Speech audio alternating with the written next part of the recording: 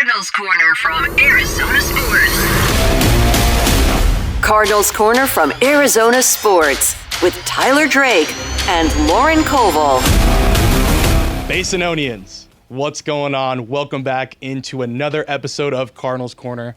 Tyler Drake, Lauren Koval, and no, not Bird Gang, Basinonians, because today we got to do something a little, let's call it house cleaning. Sure, yeah. Housekeeping. A little bit of housekeeping here.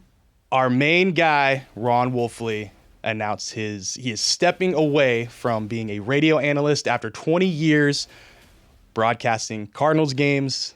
Heck of a run for Wolfley. So we had to start the show by giving him a shout out because on air, off the air, an incredible individual and very, very happy for him taking that next step, focusing more on his family, and he will still be on Wolf and Luke, so don't worry, you'll still get the Basinonians and all the, I don't even know what to call them. Wolfisms. There we go. Yep. Perfect. So yeah, just had to start the show there. Personally, one really cool trip, joint practice at Indy, was able to spend a lot of time with Wolf, and just some of the conversations we had were incredible and really helped in my development moving forward. So appreciate you a lot, Wolf, and really excited you're still sticking around, but being able to focus more on family. All right, Lauren, how we doing? We're doing well. We've got real things to talk about today. Yes, we do. Which just automatically makes me excited. All right, so there's a lot to talk about.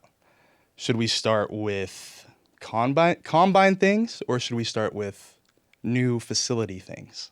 Let's start with new facility things. Okay. Yeah. Okay, well, it came out last week. Feels like it's been 2 weeks, but last week it came out right after I think we potted too. Yeah. Yeah. So we did not skip over it last week. Right after we podcasted, we went back in and saw the report come down. So basically, Cardinals are have been in the works of planning a new $100 million training facility. It's going to stay in the same location there in Tempe off of Warner and Hardy.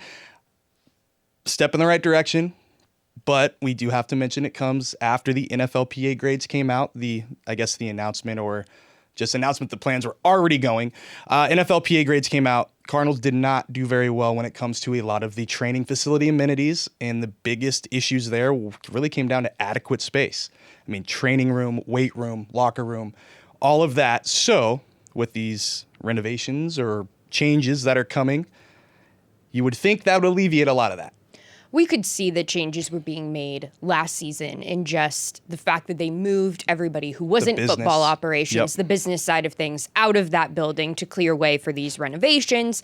Being down there and in the facility, it needs renovations. I know Wolf has said on air that it looks almost exactly like when he was down there. Mm-hmm. So it's no surprise that it needs renovations. Most of that NFLPA card is referring to the facilities and where they practice and where they play and where they spend most of their time. And because of that, the Cardinals didn't grade out very well. Nope. Now, everybody around that organization knows that and knows that it needs a fix, which is why this $100 million renovation is such an integral part, especially with free agency coming around. You want to be able to show off your facility and show what you can offer these guys. Exactly. Well, there was one A grade the Cardinals did get. Head coach. And really, I think exactly, we saw it last year, we've seen it the year before. Jonathan Gannon's very much a player's coach, wants to hear his players out, and that's one of the big things they said in this report card. So obviously NFLPA report card is compiled with, I think, 1,700 players from from all 32 teams, and that's what it is. But you look at some of the other teams too, I think the Chiefs were like an F for ownership, even though they go to the Super Bowl every freaking year. Yeah, it's really just a player's way to voice their own frustrations with their team. Because a few things jump out and surprise you. Only 4 teams, I believe, got Fs in any category. And when you look at them, they somewhat surprise you. I mean, the Bills, I believe, got an F for travel, like team travel.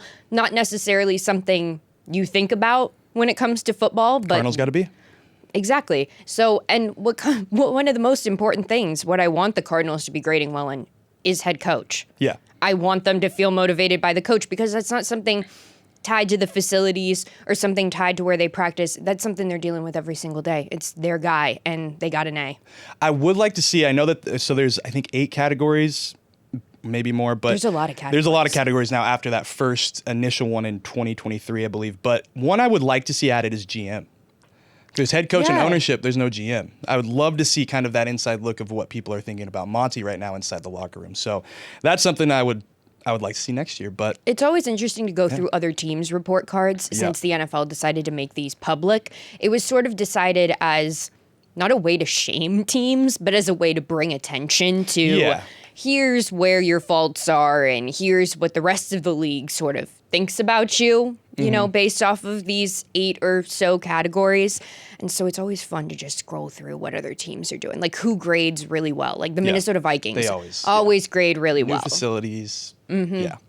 Oh, yeah. Well, I mean, and that I think plays right into our next segment. So $100 million training facility. Obviously, there's things that need to be improved. Sounds like that is on the way. We'll see how those changes look moving forward. I think the target date was 2027. So some years still, but we'll see how that progresses. Especially, I mean, there might even be work being done when we get back into the facility for OTAs and rookie minicamp and all that other stuff. And I wouldn't draft. be surprised. So very interested to see that. But I think that plays right into our next thing. Updating the facility for some of these young guys that could be coming in after showing out at the combine.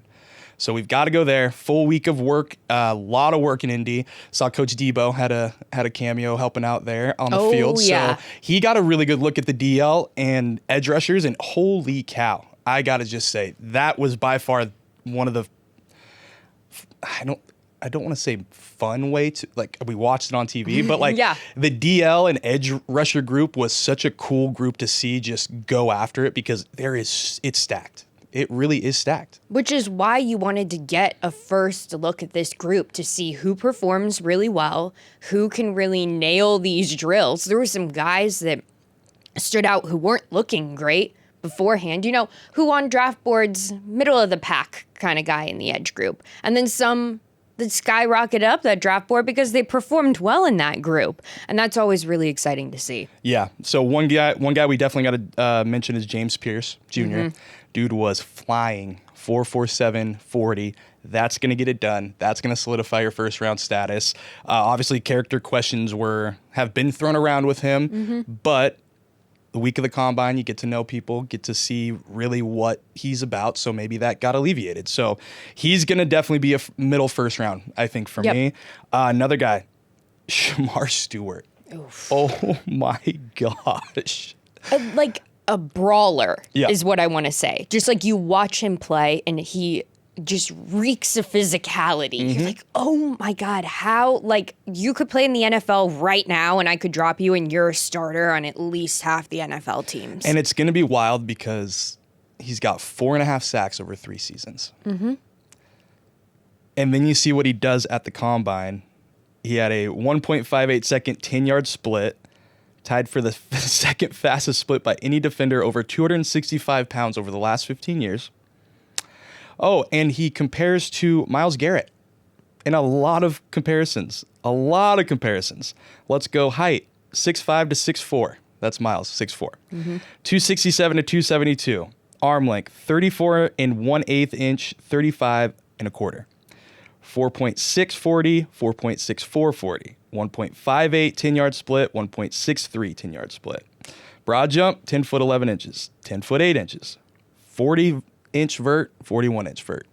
That's a comp. That is a comp. That's a comp that you go home and you go, all right, fine. You're comping me to Myles Garrett. His skills in terms of translation to the NFL, I'll be interested to see. I always love the guys that have an exciting combine and then just sort of follow them along their NFL journey. Do they end up with the right team? A lot of these guys that shoot up the draft board end up going to the wrong team because they draft them in anticipation of them having a really great combine, but they don't actually totally fit in the scheme that they're running. Somebody who last year we had a lot of question marks about, and we didn't know how he would translate. We knew he was really good, is a Jalen Carter, because he had all the disciplinary issues, but had showed us what he could do. So are you going to take dropped and then exactly? And I think that's what a lot of people, not to cut you off, but like the James Pierce thing. I think that's a similar situation. Walter Nolan, Yep. a similar thing Yep. with him too. Can you really skip on a guy like that in this draft and then have him end up becoming Super Bowl champion? I mean, like, that's the extreme end of the scale. Yeah. But that's exactly what happened with them. Yep, definitely. Okay, a couple more people. Derek Harmon, he had a great showing, 313-pounder. I think he had a 4.95 second 40. Really good. Mm-hmm.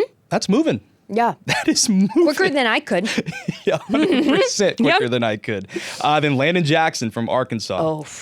Yeah, 40.5-inch vert. That's gonna surprise some people.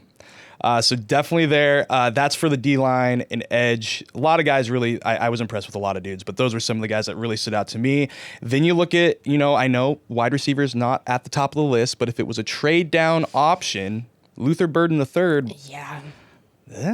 He did a lot. He impressed me too. Then we move over to offensive line. And there we go again. It's just, there is so many options for the Cardinals to pick.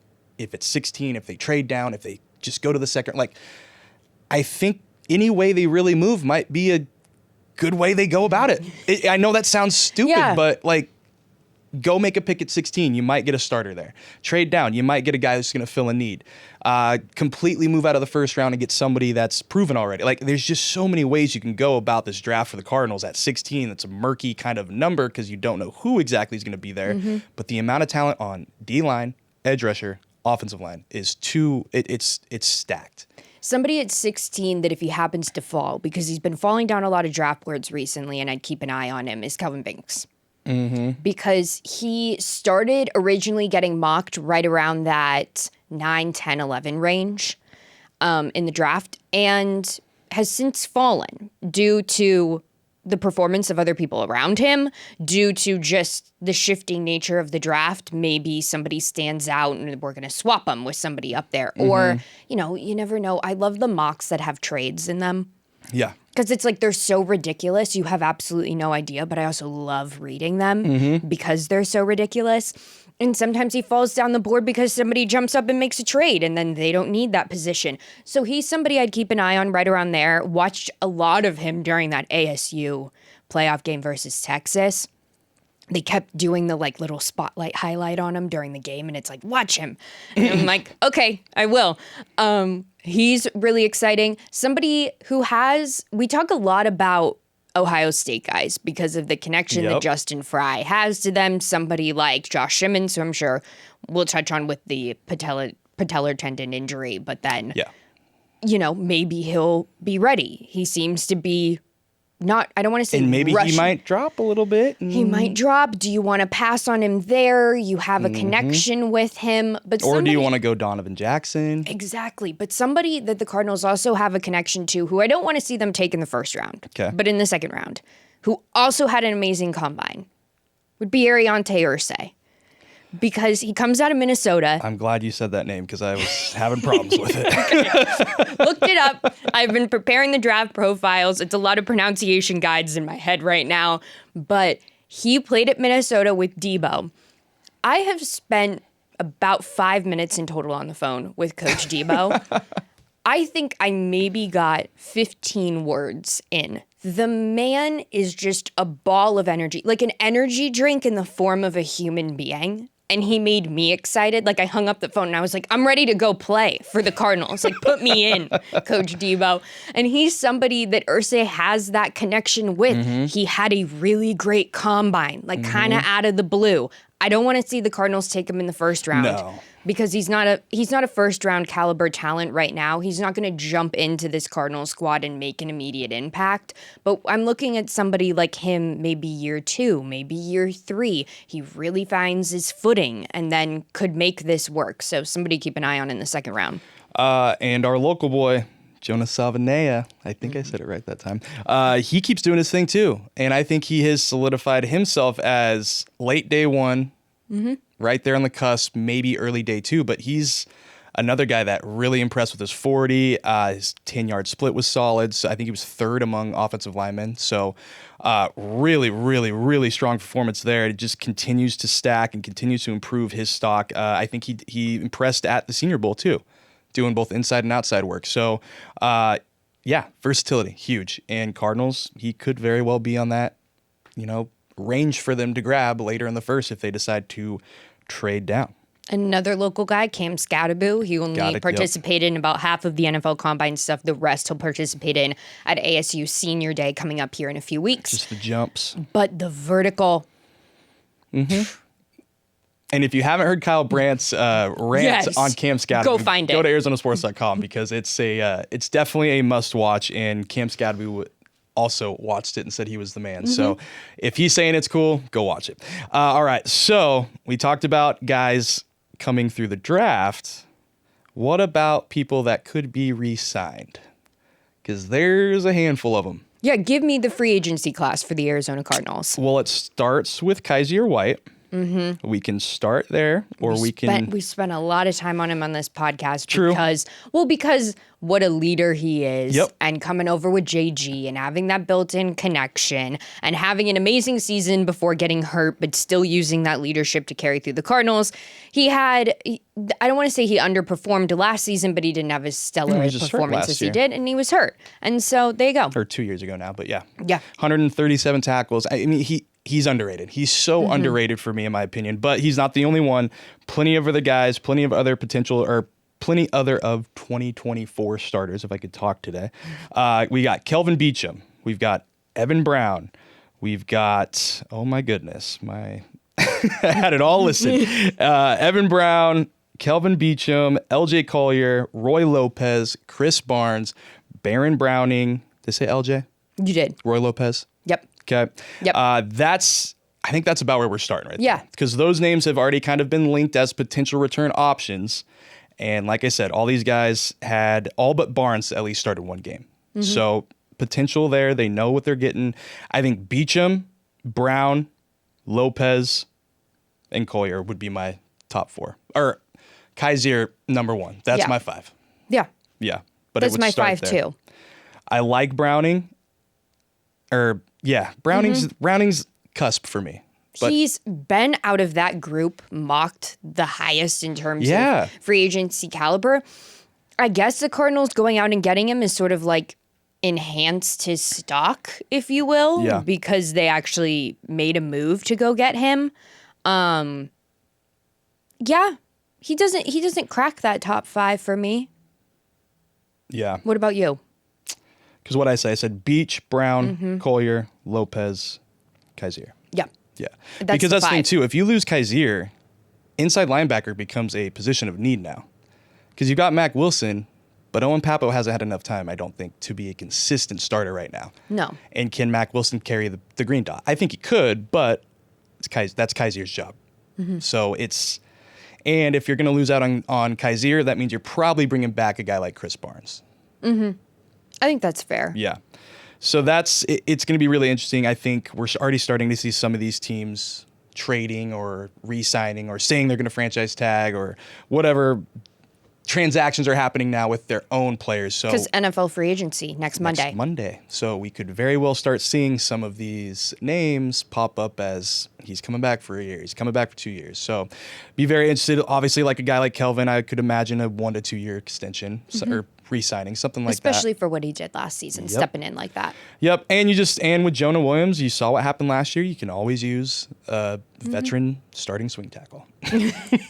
Any team in the NFL, a position of depth for them. Absolutely. Absolutely. All right. Well, anything else we need to break down this week? Our overall excitement for NFL free agency. Oh, yeah. Right around the corner. I am excited. Legal tampering. Everybody's favorite. No, I am excited because I always think it's interesting when these NFL teams put out their franchise tags. I mean, the Bengals just franchise tagged T. Higgins. He reported it himself. Tag, period. Yep. It's straight into the point. Love when our players are doing their own reporting. I find it very amusing. There is a name that I am very interested to see what's going to be done this offseason. His name's Trey McBride. That'll be an interesting one. Yeah. I'm almost thinking maybe it's I'm going to say this thing that happened before. Training camp like Zabin. Okay. Now that I said that, it's probably going to be like next week. I was going to say They'll settle what they want to do in free agency, like just figure that out and figure out their moving parts, and then come to Trey after they figure out roughly. And make the financials work. Yep. Okay. All right. Well, another episode down. And yes, like you said, we got an exciting week ahead. NFL free agency, new league year starting next Monday, and we will have everything live for you on the Arizona Sports app, 98.7 ArizonaSports.com. We'll be back in here next week as well. We may be having a special guest joining the show, so be sure to keep it locked here. And one more shout out. I know everybody talks about WM Phoenix Open. It's in Phoenix. It's a great event. There's one going down in Tucson, Color Guard Classic. I was able to go down there a couple weeks ago. Got a lay of the land, got to kind of understand the insides and outs of the tournament, and a really cool just coming together of all sides. It's over down there in Tucson at La Paloma Golf Course. Definitely go check it out if you have some free time this weekend. It's going to be a really cool event. But with that, make sure you follow the show at AZ Cards Corner. Follow me at T Drake for Sports. Follow Lauren at Koval_Lauren. And yes, we'll be back next week, maybe with some surprises, so stay tuned.